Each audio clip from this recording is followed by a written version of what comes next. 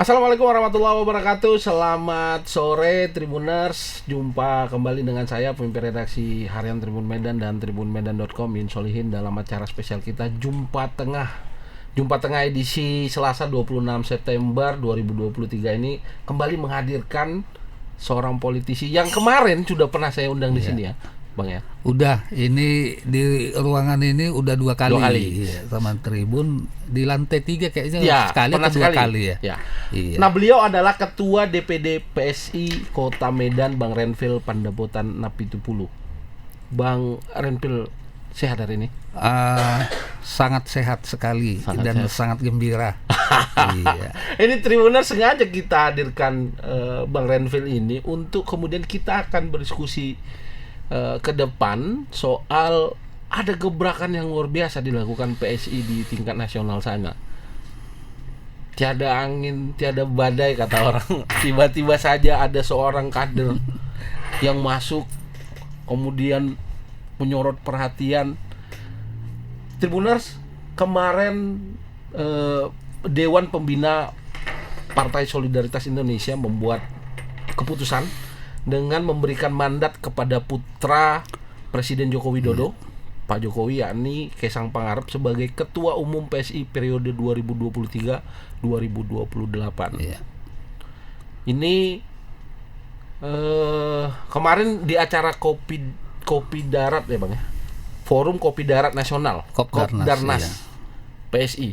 Itu disitulah mandat itu disampaikan bahwa Kaisang Pangarep akan menjadi Ketua Umum untuk periode 2023-2028.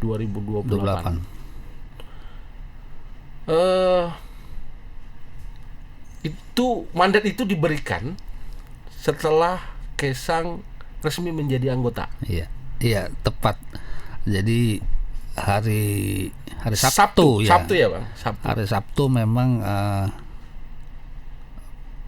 Kaisang ketum kita yang baru menerima resmi, dalam arti secara administrasi KTA-nya udah diserahkan dan itu diserahkan di Solo. Di Solo ya, rumah kediaman pribadi Presiden kalau Presiden ya, Pak Jokowi dan juga pengurus-pengurus DPP PSI itu dan pengurus bahkan Dewan Pembina pun hadir pada saat penyerahan. Itu. Iya, dan kita sangat senang lah ya. Salah satu yang bisa dibilang tokoh muda yang mewakili sekitar plus minus 60% daftar pemilu tetap yang akan menentukan arah bangsa ini ke depannya. Jadi kami sangat memberikan apresiasi dan kami juga berterima kasih dengan hadirnya sosok Kaisang gitu, di PSI, khususnya langsung diangkat sebagai ketua umum. Iya, kira-kira gitu, Bro. Jadi Tribuners, Kaisang menggantikan posisi Giring Ganesa. Iya. Giring Ganesa. Yang kemudian Giring sekarang berada di Dewan Pembina. Iya. Ini sedang ramai nih Bang di media sosial. Mau di TikTok, mau di Iya, saya lihat juga kemarin agak ramai, bahkan banyak juga yang WA saya. Iya. Agak ramai. Iya, bahkan Tribun ini saya gedebak-gedebu ini mau tanya ini apa sebenarnya mau ditanya ini. Arah-arahnya belakangan ini kemana ini? Kita nggak kasih pertanyaan nih kepada Bang Renvil, jadi kita undang untuk datang. Pertanyaan ada di sini Bang. Iya, siap. Nah gini, kemarin Sekjen PSI Bang yang baru. Iya, Pak Raja Julianto ya. Ditunjuk. Iya. Jadi ada Kaisang Pangarep dan Bro Raja Juli. Iya.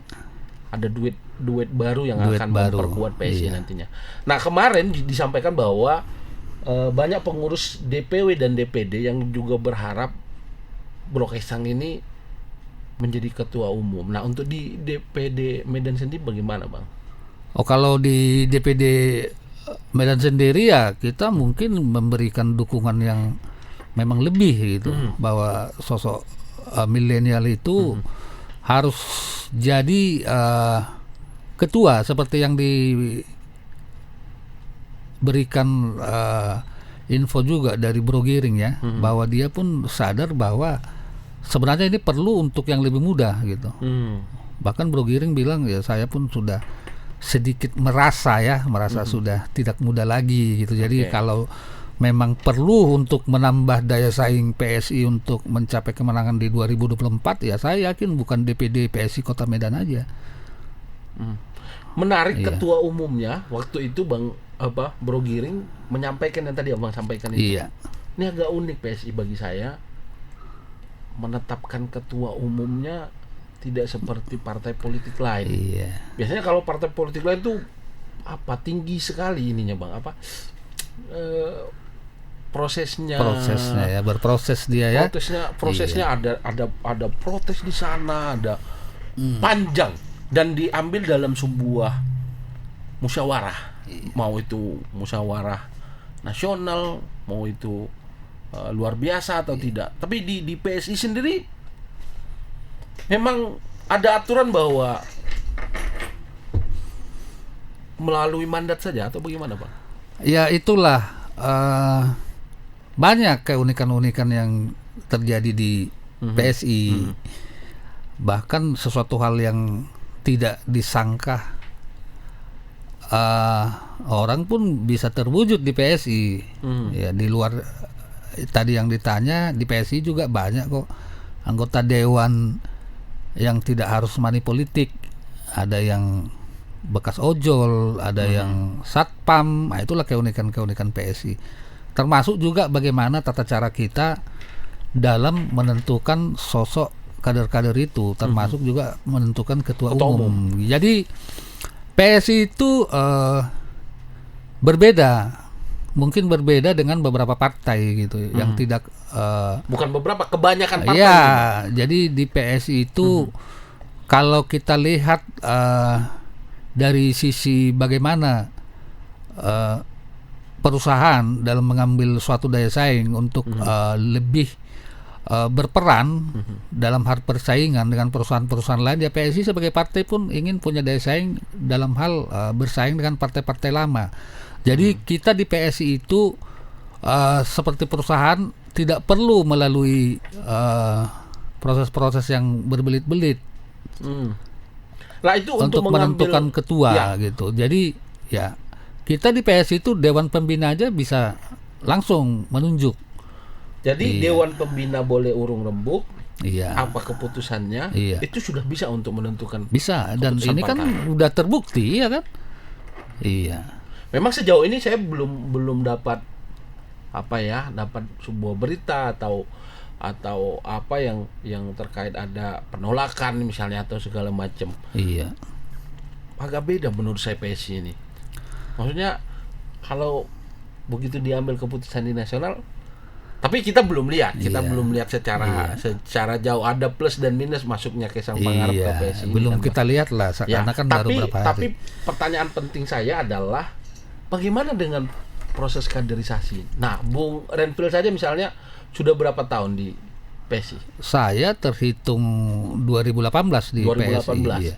Saya jadi ketua PSI itu di 2019 setelah saya menjabat jadi plus minus 6 tahun berarti. Iya, plus minus 6 tahun ya. Lalu ada yang kemudian bergabung tanpa proses kaderisasi. Iya. 3 hari KTA keluar lalu jadi ketua umum, itu nggak masalah itu? Tidak masalah.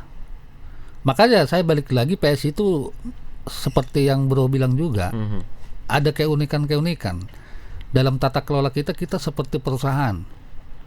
Jadi apa kalau yang pimpinannya terbaik bagi perusahaan saat itu seperti itu harus diambil. Gitu. Ya sama aja di Medan juga gitu kan, ketua DPW kita dia memang cocok untuk diangkat sebagai pimpinan di Sumatera Utara, ya bukan harus lama-lama di kader dulu. Dia terlihat seperti ada daya saing ya. Artinya figur yang bersangkutan yang iya benar, iya. Jadi di PSI itu pun ya tidak perlu ada tata kelola yang lama dalam menentukan ketua, dalam arti kita tidak mau berlama-lama jadi ketua.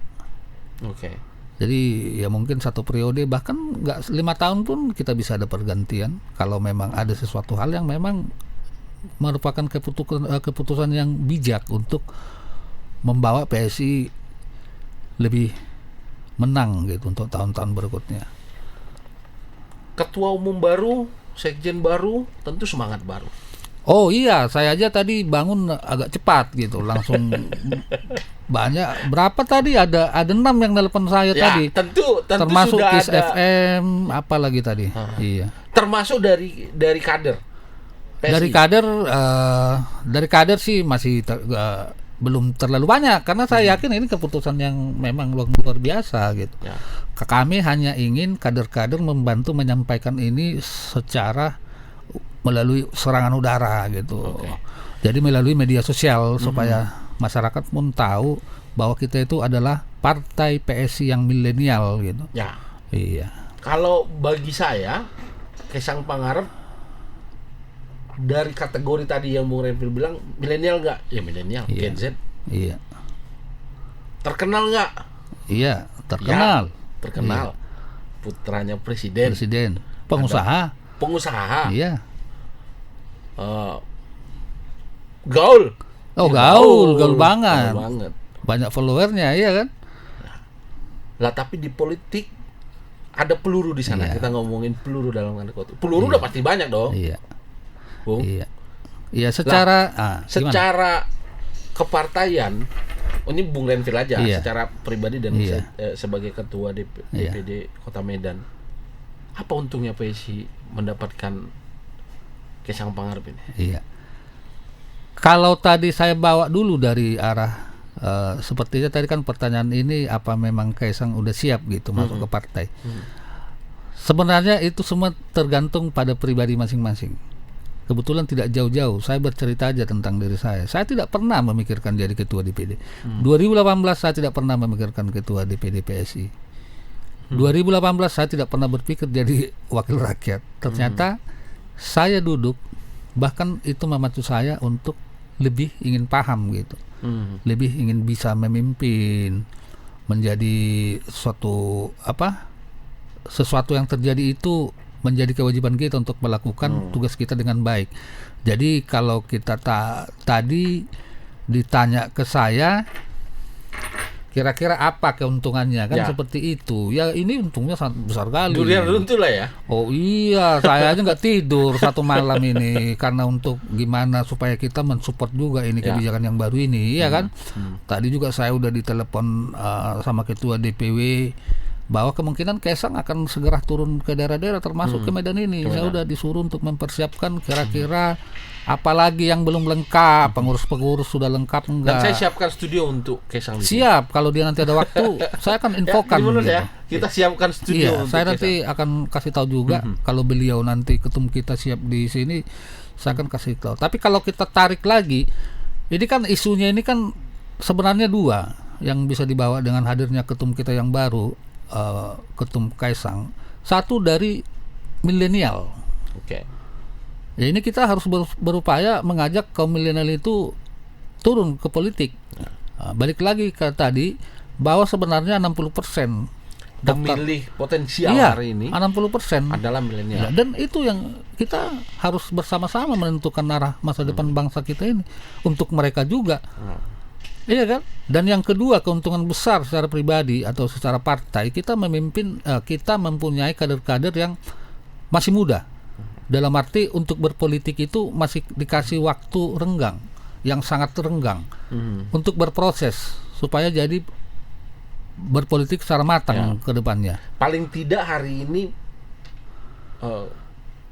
kaum milenial itu menjadi aktif untuk terlibat dalam Iya, oh bukan, iya paling tidak, dan memang itu udah fakta. Saya kan langsung baca YouTube, baca media-media sosial lagi, banyak kok yang memberikan apresiasi.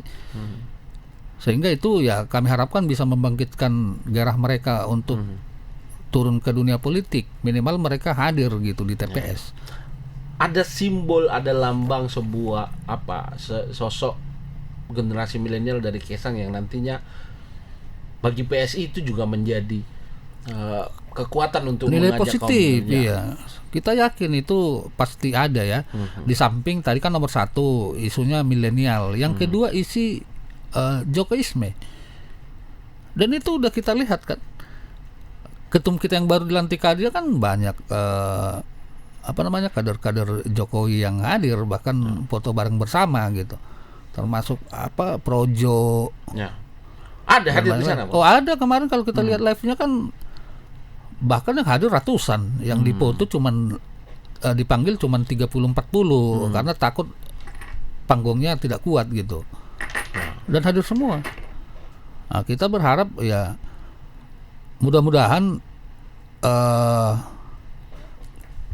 suara-suara ini juga akan menambah persentase suara-suara kita nanti di DPR RI untuk mencapai 4%. Ya. Iya, jadi sangat menarik nanti kalau PSI itu ada di Senayan, itu sangat menarik gitu. Jadi tidak sepi lagi Senayan itu. Ya kita kan udah buktikan juga di DPRD DKI yang 8 anggota DPRD-nya, tapi sudah berani membuat gaduh di DPRD DKI. Ada gitu. pertimbangan yang lebih fresh lah gitu. Iya. Jadi memang di samping isu siapa yang menjadi presiden kita pun tidak lari dari kemenangan partai PSI sendiri secara nasional. Mungkin sebagai kader abang lebih tahu bagaimana kemudian penjajakan yang dilakukan sampai akhirnya Kaisang memutuskan untuk bergabung ke PSI. Dan kemudian PSI mengapresiasi dengan memberikan mandat sebagai ketua umum. Iya. Biar supaya Tribuners tahu bagaimana kemudian proses, apakah memang yang terekspos adalah 3 hari sebelumnya mendapat KTA lalu timbul mandat, apakah sudah jauh hari dilakukan komunikasi dengan Kaisang untuk meyakinkan dia? Dan waktu itu seingat saya Kaisang pernah menyampaikan dia nggak mau berpolitik. Iya. Lalu berubah, kemudian dia berbincang dengan Pak Jokowi, lalu mulai terbuka, ada banyak tawaran dari partai yang datang kepada Kaisang, lalu dia tetapkan PSI untuk kemudian menjadi anggota. Iya. Kalau ditanya hari, bukan hari lagi, udah bertahun-tahun sebenarnya. PSI itu punya hubungan yang baik lah, mungkin dengan keluarga Pak Jokowi lah, khususnya Pak Jokowi itu kan menjadi tolak ukur kita. Jauh sebelumnya pun dari dulu kan PSI selalu tegak lurus Jokowi. Ya. Berarti memang udah ada hubungan yang memang sudah ada gitu. Kalau diambil dari sisi Kaisang sendiri, itu bukan baru-baru. Kita di sana punya anggota DPRD 1 orang di Solo, sering komunikasi dari dulu, bahkan pernah juga pertemuan mungkin dengan DPP kita, bahkan Bro Giring sendiri ya ke rumahnya aja udah pernah kok Bro Giring sendiri, bahkan komunikasi dengan DPP, pengurus-pengurus DPP sangat intens. Terakhir kita lihat juga sebagai faktanya, bukannya beberapa hari, kalau nggak salah 3 bulan yang lalu pun kan memang waktu ada isu bahwa Bro Kaisang itu maju jadi bupati itu wali kota di Depok atau di mana, Depok. Itu kan udah menunjukkan bahwa kita itu selama ini sudah ada jalinan komunikasi gitu. Jadi bukan sesuatu hal yang menjadi kaget kok bisa baru. Iya, bukan langsung terjadi. Iya, mungkin ketum kita yang baru ini punya setidaknya visi dan misi perjuangan kita itu punya kesamaan, dan itu diungkapkan sama bro ketua kita yang baru. Kita punya visi dan misi kesamaan gitu. Nah, Bang, kemudian ada figur Kaisang nanti. Tadi akan datang nanti ke Medan sini. Iya. Menurut Bro Renfield sendiri, seberapa besar dampaknya nanti bagi kaum muda di Kota Medan khususnya? Ya kalau menurut saya sih bila perlu karena ini sudah beda ya. Walaupun ada keluarganya di sini, tapi perahunya beda tuh. Ya kita jangan lari ke perahunya dulu. Kalau dampaknya ini ya saya kira ya cukup, kalau saya sih berharap akan berdampak wah gitu. Ya kita tinggal tunggu aja bagaimana nanti sepak terjang kita dengan ketua kita Bro Kaisang. Ya, saya yakin dia punya pemikiran-pemikiran yang lebih konstruktif lah ya. Dalam arti saya yakin dia akan bisa membentuk daya saing yang berlebih di PSI gitu. Akan ada cara-cara yang lebih baru, cara-cara yang lebih fresh dalam Kalau dia tidak ada visi dan misi dan perencanaan, saya yakin pun Bro Kaisang tidak akan berani masuk ke PSI gitu. Karena dia udah punya visi dan misi memang yang terukur dengan milenialnya ya. ya. Kita berharap Ya, proses ke situ semua berjalan dengan baik. Dan gitu. ini investasi besar bagi sangat, PSI. sangat besar. Bagaimana kemudian Kaisang hari ini di dunia digital sudah Iya, luar biasa kuat. sangat besar. Iya, jadi dari sisi milenialnya besar, dari sisi Jokowisme-nya juga besar, dan yang satu lagi sih yang tidak lari bahwa supaya yang tanggung-tanggung ya. Ini kan menunjukkan bahwa sebenarnya keputusan Kaisang jadi ketum PSI ini kan ini menunjukkan sebenarnya arah daripada keputusan daripada secara politik dari Pak Jokowi. Nah ini menarik nih. Iya, makanya saya bilang kok Bro Renvil gempar yang aja singgung, gitu, iya kan? saya sambungkan saja. Beberapa pengamat di tingkat nasional mengait-ngaitkan ini dengan bagaimana kemudian Presiden Jokowi untuk terus menanam pengaruh pada sejumlah partai politik, termasuk pada PSI. Dan Mbak Gayung bersambut, PSI memberikan memberikan sambutan yang mesra, dengan kemudian menerima Kaisang menjadi anggota lalu memberikan mandat sebagai ketua umum. Nah kalau Bro Renvil sendiri tadi menanggapi pernyataan para pengamat yang hari ini, kalau sebenarnya isu daripada semua pembicaraan itu kan masalah akhirnya itu kan siapa dukungan siapa, siapa mendukung siapa. Ya sebenarnya kita tetap tegak lurus sama Jokowi, tapi boleh saya flashback sedikit. Sebenarnya kalau kita berbicara pun dengan Ganjar, janganlah ditanya kalau partai kita itu sayang sama Ganjar gitu. Dan saya pikir ya kita punya suatu keputusan yang berproses dan terlihat secara real. Dimana dulu kita tidak lupa dulu bahwa kita melakukan rembuk rakyat ya selama 8 bulan atau setengah tahun. Itu kan saking cintanya kita sama Ganjar. Nah ini nih pilihan rakyat. Iya kan. Jadi pada saat sekarang orang mengira-ngira kita tidak cinta Ganjar, apalagi pada saat Prabowo datang ke DPP, tapi kita pun heran kok heboh kali gitu dengan kedatangan Prabowo ke kantor DPP PSI, kok heboh kali. Kenapa kalau ada sedikit PSI kok dunia heboh gitu? Tapi nggak apa-apa, itu menunjukkan bahwa ada sesuatu hal yang tersimpan rapat di dalam tubuh PSI ini. Dan itu sekarang kan sudah mulai agak terjawab gitu, tiba-tiba Ganjar kemudian jadi Kaisang jadi ketua. Cuman ini kan yang namanya politik ini kan dinamis, kita tidak tahu nanti. Tapi saya yakin juga Jokowi memberikan restu ke Kaisang ya. Karena memang sudah ada isu-isu politik mungkin. Ada juga yang bilang nih Pak Jokowi main dua kaki nih, politik dua kaki. Ya itu kan tidak salah kalau orang, bahkan kalau saya pun berpendapat seperti itu kan tidak salah dalam pikiran saya. Iya kan? Cuman nanti faktanya ya dinamika politik ini, sedangkan yang 1 jam aja dulu Mahfud MD yang udah diprediksi jadi berubah ya, bisa berubah. Apalagi ini masih lama iya ya. Kan makanya kita balik lagi ke kata-kata ojo ke susu, tidak usah buru-buru. Itu Pak Jokowi banget itu ya. Oh iya.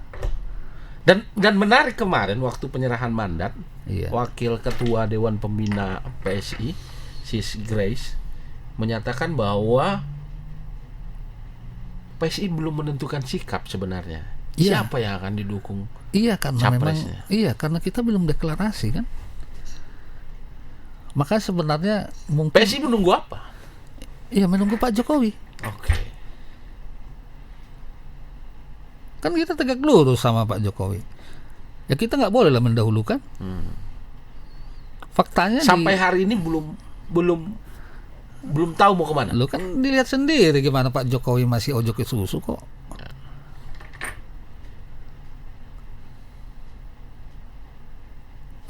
Lalu bagaimana kemudian teman-teman PSI menyampaikan keputusan-keputusan di tingkat nasional ini kepada teman-teman sampai di akar rumput? Ya nanti DPW sama DPD udah bekerja, dalam arti kita udah langsung fokus untuk men-share melalui media sosial. Ya selanjutnya nanti ini dalam beberapa minggu ini aja DPD PSI Kota Medan juga dengan DPW akan rapat gitu. Kita akan rapat dalam tentunya tidak fokus lagi untuk membahas ketum kita yang baru, karena kita yakin bahwa semua mendukungnya. Paling kita nanti akan rapat untuk kira-kira berbicara masalah siapa nanti yang menjadi calon kita, calon presiden kita. Kan kita kan diminta pendapat kemarin. Iya. Kalau untuk calon presiden teman-teman DPW dan DPD dilibatkan? Dilibatkan dalam arti diminta saran gitu. Siapa kira-kira kriteria apa yang cocok dari calon-calon ini? Iya, jadi kita nggak usah langsung. Walaupun nanti keputusannya dulu. Pak Jokowi kemana, Pak Jokowi kemana, PSI akan ke situ. Iya. Nah, bro, hari ini pemberitaan, isu segala macam seakan-akan ada benturan lah. Atau benturan ada yang gimana nih? Benturan yang secara media maksudnya. Iya. Ada pemberitaan terkait PSI dan PDIP. Sepertinya nggak ada lah. Kita nggak ada masalah sama PDIP. Hari ini sedang ramai, walaupun masih berkembang ya, bahwa keluarga besar PDI itu anggota keluarganya harus PDI. Iya. Tapi hari ini ada keputusan yang berbeda nih dari keluarganya Pak Jokowi. Dan saya yakin dan setuju saya dengan Bro Renvil bahwa Pak Jokowi pasti memberi restu pada Kaisang untuk menjadi ketua umum. Kan tidak mungkin tidak. Dan memang diberikan restu kan. Ya. Pak Jokowi juga udah bicara kok.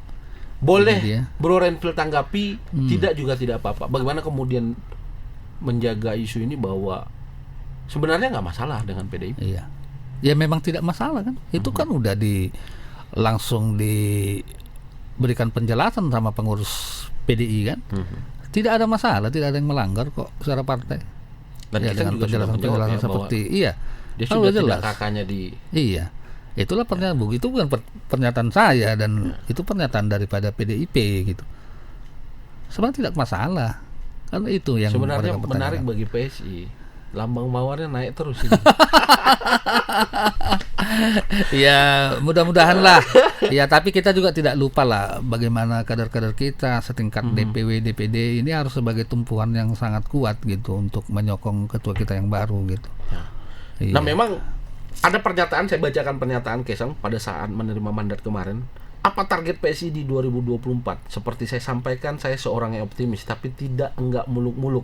Target saya insya Allah PSI lulus parliamentary threshold 4%, dan fraksi PSI akan ada di Senayan 2024. Ya ini kan isu yang menarik. Secara kepengurusan dan keterwakilan di parlemen di tingkat DPD dan DPW kita sudah ada. Sudah. Iya. Di tingkat DPR RI yang kita belum punya. Yang belum punya. Persiapan seperti apa dan sokongan seperti apa yang akan Bro Renvil berikan kepada Kaisang nantinya? Karena ini kan target juga ada di teman-teman DPW dan di DPD, khususnya Kota Medan yang nantinya akan ada yang berlaga untuk kemudian menempat kursi di Senayan nanti. Jadi kalau saya balik dulu ya ke 2019, karena ini kan masalah kursi ya. 2019 itu kita hanya punya 3.000 caleg ya, bukan anggota legislatif yang berjuang, yang duduk kan 73. Oke. Setelah itu berproses, kita kan membangun struktur partai kita. Yang dulu mungkin DPD belum semua terbentuk. Iya, mungkin DPC, apalagi DPC sekarang di Medan sendiri udah hampir semua terbentuk gitu. Dengan kehadiran hampir 11.000 caleg lebih, 11.000 lebih. Dulu kita dengan 3.000 ya kita hanya 2% gitu. Itu suatu faktor yang memang emosional yang memberikan semangat nanti bagi kita di 2024. Sebenarnya di DPD dan di DPW semangat itu sudah sudah oke. Oh iya, kita kayak DPD Medan sendiri sekarang saya bilang kalau berjuang pun sudah mempunyai daya saing tersendiri bagi kita. Di DPD sendiri kita ada berapa kursi Bang di kota? 2 kursi. Ada 2 Untuk kursi. Sumatera Utara 5 kursi gitu. Iya, dan itu udah kita persiapkan lah. DPD, saya berbicara Medan ya karena saya kebetulan ketua DPD PSI Ketua Medan. Kita udah bersiap dari sisi manapun.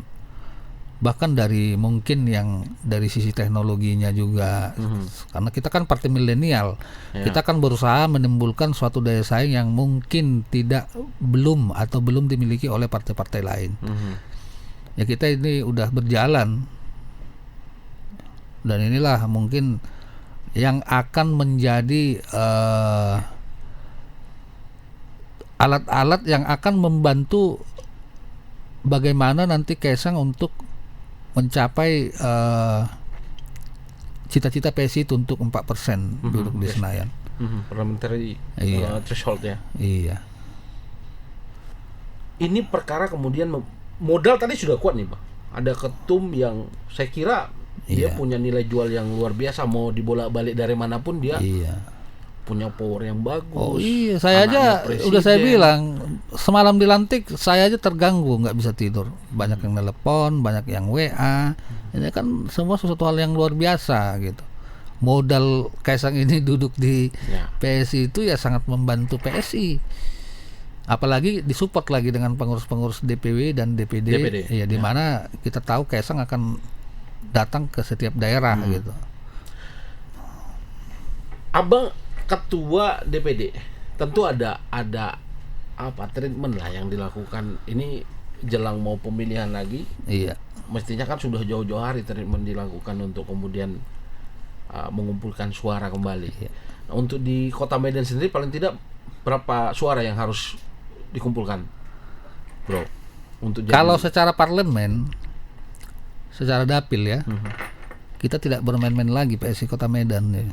Jadi selama ini kan kita melihat apa yang udah kita jalankan selaku anggota DPRD, fungsi kita apa. Dan saya melihat tentunya dengan kita bisa menang di 2024 dalam arti kita bisa menambah pundi-pundi kursi di DPRD bukan sebagai satu praksi bahkan lebih. Kalau bisa PSI itu sebagai pimpinan. Pimpinan ini kan ada 4, 1 ketua, 3 wakil ketua. Saya pikir itu tujuan PSI dalam arti saya tidak berbicara suara, tapi kalau dikali pun boleh ya. Target PSI itu 6 kursi gitu. Target 6 kursi. Iya, dan itu tidak target muluk-muluk kami karena banyak juga. Untuk duduk sendiri Bu, Bro, berapa satu kursi itu? Tergantung dapilnya. Kalau dapil Bro, kalau dulu dapil saya safety-nya itu total satu kursi itu 12.500 ke 13.000. 13.000 lah katakan. Iya, 13.000. Artinya iya. Lumayan besar ya. Iya, lumayan besar karena kursinya dikit. Perlu effort lebih untuk Bung Ren. Oh iya, makanya saya udah 1.000 suara itu. Sudah siapkan daya saing PSI itu di Medan itu sudah saya bilang sih ya sudah cukup matang gitu. Kita berusaha bagaimana. Dan target 6 kursi. Target 6 kursi. 6 kursi. Iya. Udah bisa lah dapat wakil ketua ya. Ya, mudah-mudahan. Yang kita lihat kan ya saya pikir sih wakil ketua ini saya lihat di DPRD punya peran gitu. Ya kita kan membahas Banggar, contohnya Banggar itu kan yang tanda tangan kan pada saat paripurna kan 4 pimpinan. Ya. Makanya PSI harus contohnya seperti itu. Iya. Dan di luar itu juga kita punya visi yang berkesinambungan. DPP tidak mau bahwa kedepannya itu dalam mengangkat kepala-kepala daerah itu ya akan lebih bagus kalau ada kader yang berpotensi. Jadi untuk memudahkan langkah-langkah ini kan berarti kita harus mendapat kursi juga di dalam satu provinsi, kabupaten atau kota. Contohnya Kota Medan minimal kan 10. Ya. PSI dapat 6 kan udah menjadi peluang bagi kita walaupun memang dia jadi wali kota atau wakil wali kota. Ya. Ini yang memang menjadi target kita dan itu udah benar-benar kita persiapkan lah. Dan banyak juga kader-kader yang dulu dari pengurus dari partai lain juga udah bergabung dari Dapil 5 ada mantan ketua DPRD Kota Medan 2015-2019, dari Dapil 4 juga ada mantan anggota DPRD. Mestinya secara figur PSI sudah kuat ini. Ya makanya saya kan nggak mungkin saya ngomong di sini 6 kursi saya kalau kita tidak merasa yakin. Itu kantor kita aja didatangi masyarakat satu hari berapa orang, itu kan menjadi suatu kelebihan bagi PSI gitu. Dengan figur ketum baru lagi. Iya, jangan-jangan nanti jadi 8 kursi kan itu. Mestinya optimis begitu ya. Oh bro? Iya kan. Apalagi nanti ketum kita datang ke Medan, dia kan akan melakukan yang terbaik lah untuk PSI. Iya, kira-kira gitu. Bro, kemudian bagaimana dengan kalau saya tanya proses mengenalkan, agak aneh kalau orang nggak kenal Kisang ya. Ya udah semua lah kenal. Ketum ini kan tokoh yang Gitu ya? memang milenial yang udah dikenal. Lalu bagaimana kemudian nanti teman-teman di PSI memaksimalkan figurnya ketum ini kan begitu. Iya. Ya kalau kita selaku partai milenial, kita diharapkan berjuang itu melalui dua cara. Satu berkampanye secara darat lah ya, berkampanye. Satu dari udara gitu. Kita bangga partai milenial ini punya ide-ide yang cemerlang. Contohnya di media-media sosial yang memang kebijakan-kebijakan kita itu ya cukup menarik lah bagi masyarakat. Nanti dari DPP punya suatu kebijakan yang mungkin berpihak kepada masyarakat. Jadi ke DPD DPW itu kita sebarluaskan. Ya kebijakan-kebijakan nanti dari ketum kita yang baru sama juga nanti kita akan kembangkan gitu. Jadi kita selalu seperti itu dari kita. Dan medianya adalah media digital. Semua kita pakai.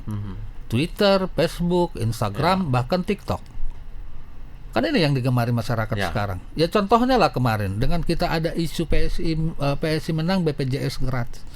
Ini kan suatu ide yang memang sangat penting bagi masyarakat, dan saya pikir kalau ini fokus dipikirkan oleh anggota DPRD RI, seharusnya ini tidak menjadi sesuatu hal yang sulit gitu. Mestinya bisa kan? Ya mestinya bisa. Kenapa kita bisa kaji? Kita juga udah kaji kok. Sebenarnya tidak menjadi sesuatu hal yang menjadi persoalan, padahal ini kan jelas ini persoalan masyarakat, masalah kesehatan. Dan ini udah diatur di dalam undang-undang pasal 28 bahwa kesehatan itu kan harus dilindungi. Padahal sebenarnya yang kita lihat oke lah Medan udah BPJS gratis, kan yang lain pun belum. Medan BPJS gratis pun tapi dia masih bersifat pembayaran iuran. Kita kan mau buat BPJS secara universal. Loh banyak orang yang bertanya dari mana dananya. Ya kalau kita di kader-kader PSI ini kita diajak bersama untuk menghitung dan tata caranya bagaimana. Ya contohnya kemarin kita di Jakarta. Dananya dari mana? Kita bahas bersama. Dana itu bisa diambil dari beberapa cara gitu. Contohnya lah, dulu kita masih ingat ada kenaikan PPN ya 1%. Itu kan kalau saya kaji sendiri tidak terlalu membawa dampak yang besar bagi masyarakat. Sepertinya tidak. Padahal 1% itu bisa dialihkan. Iya, kita ambillah contohnya. Masyarakat yang paling mungkin yang terdaftar di TKS lah yang dinamakan tidak mampu, dia belanja ke Indomaret kan bisa aja. Ya anggaplah belanjanya 100.000. Iya kan? Kan cuma naik 1.000 aja. Tapi kalau 1.000 dikali berapa juta? Oh iya. Jadi kalau dari sisi cerita yang sudah berlalu 2 tahun yang lalu atau 3 tahun yang lalu, kenaikan 1% PPN ini kan sama dengan penambahan 80 triliun kalau APBN dipakaikan untuk per semester. Berarti 1 tahun kan dikali 2, 160 triliun penambahan APBN per tahun. Tapi kalau kita hitung-hitung secara kebutuhannya, berapa anggaran yang diperlukan untuk nasional untuk menimbulkan atau menciptakan BPJS secara universal ini kan cuma 130 triliun.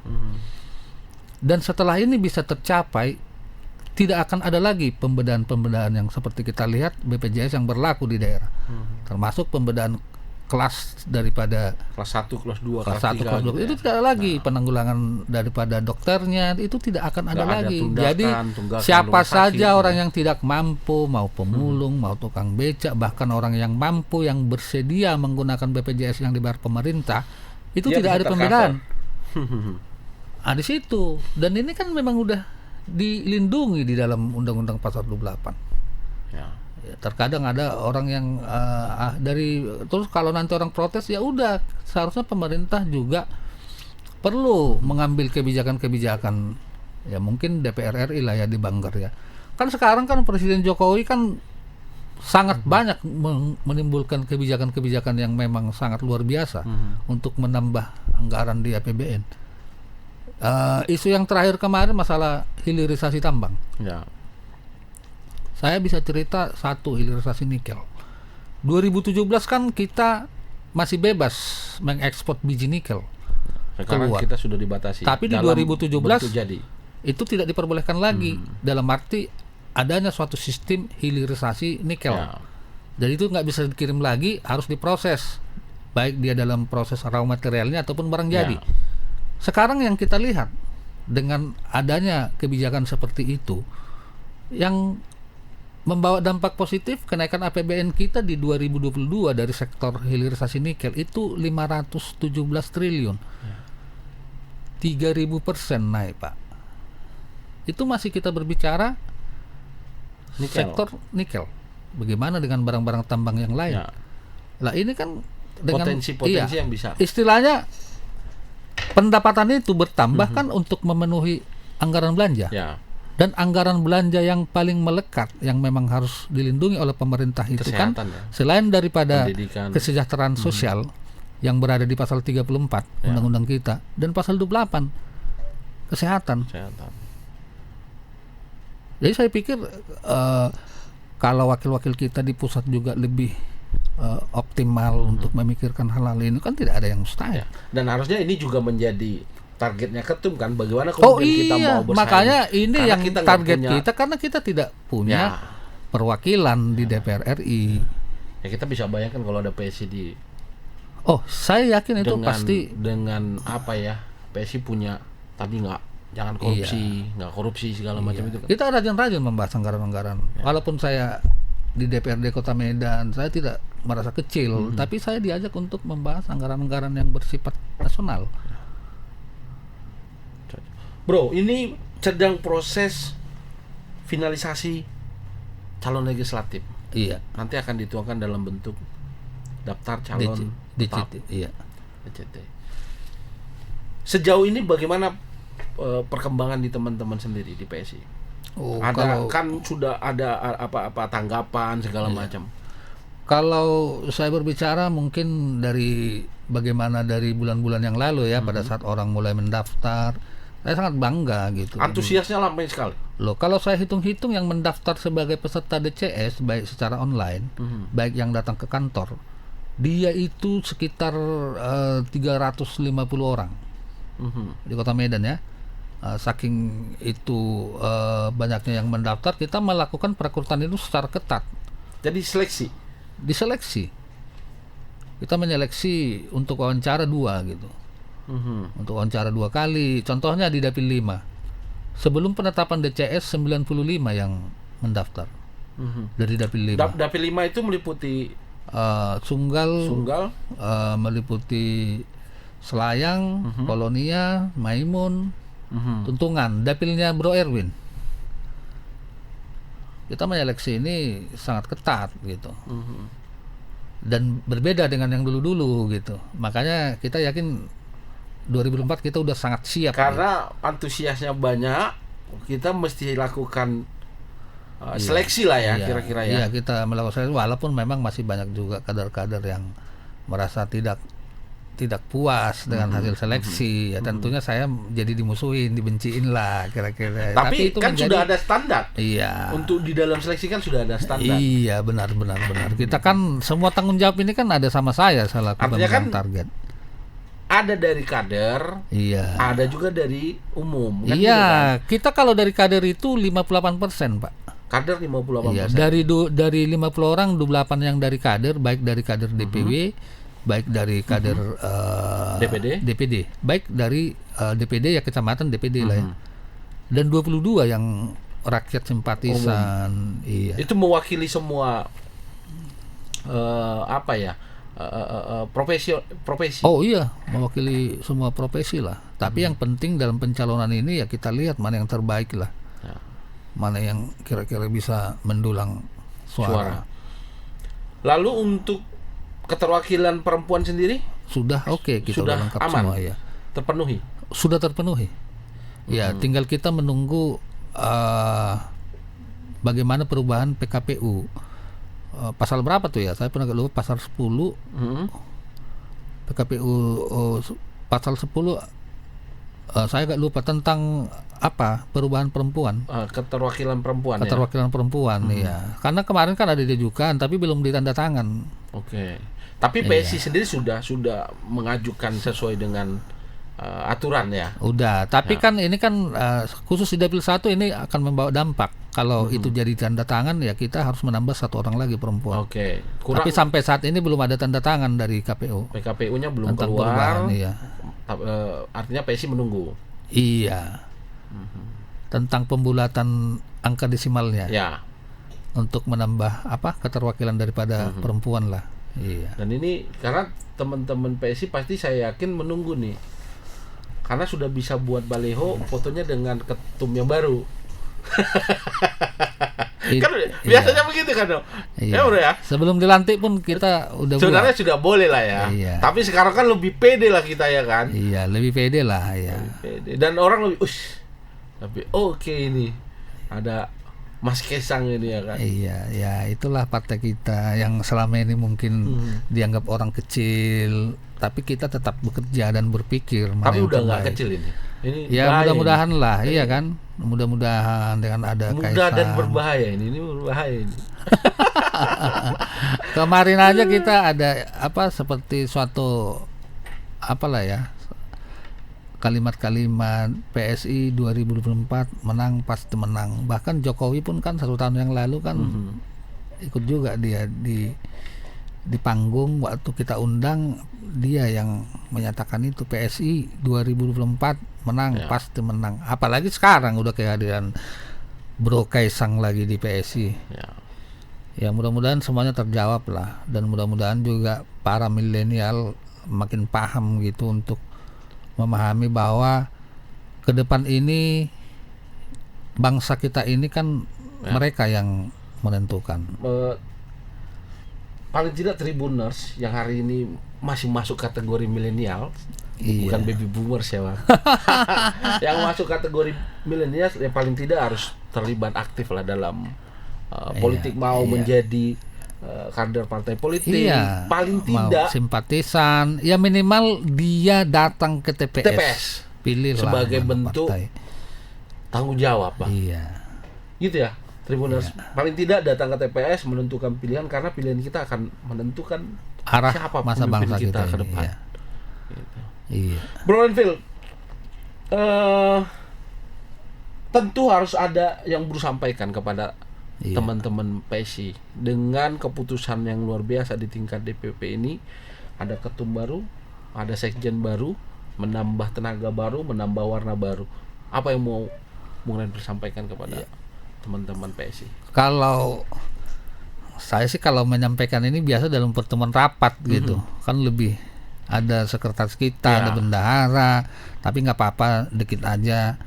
Ya marilah kita tetap bersemangat dengan adanya ketum kita yang baru, Bro Kaisang, yang memang dari milenial. Jadi kita harus bersama-sama mengharapkan keberadaan kita, bagaimana keberadaan partai PSI itu sebagai partai milenial itu membawa dampak bagi masyarakat milenial di seluruh kota Medan atau secara umum di negara kesatuan Republik Indonesia. Itu aja. Tapi saya lebih ingin memberikan pesan kepada seluruh warga atau masyarakat Kota Medan, balik lagi saya bilang, kita jangan lupa bahwa posisi kita secara teknis 60% daftar calon pemilu itu adalah dari kaum milenial. Jadi jangan menyanyiakan suaranya, karena apapun kedepannya kita yang akan menua.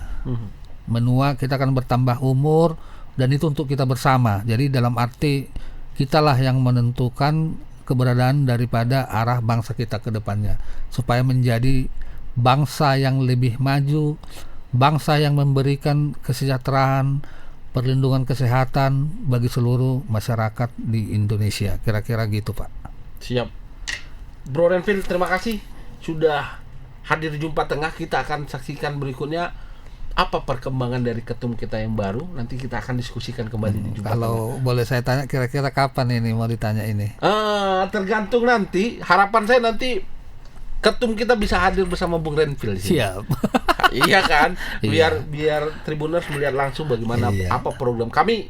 Tentu kita menunggu dari ketum PSI program apa yang Siap. setelah mendapat mandat, Iya. program apa yang Iya. akan Nanti dilakukan coba oleh- kita sampaikan kalau ketum kesini, kita isi Ya. agenda dengan wawancara lah, Ya. dengan tribun lah.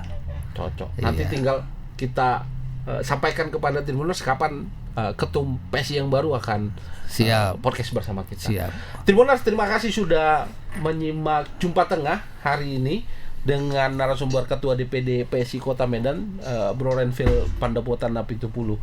Tribuners, saya ingatkan untuk terus mengupdate informasi terkini kami melalui dua platform kami, yakni Harian Tribun Medan dan tribunmedan.com. Informasi terkini kami juga dapat diakses melalui sosial media kami, baik itu YouTube, Facebook, Instagram, TikTok, dan lainnya. Sekali lagi, terima kasih sudah menyaksikan Jumpa Tengah hari ini. Kita bertemu di Jumpa Tengah berikutnya. Assalamualaikum warahmatullahi wabarakatuh. Horas.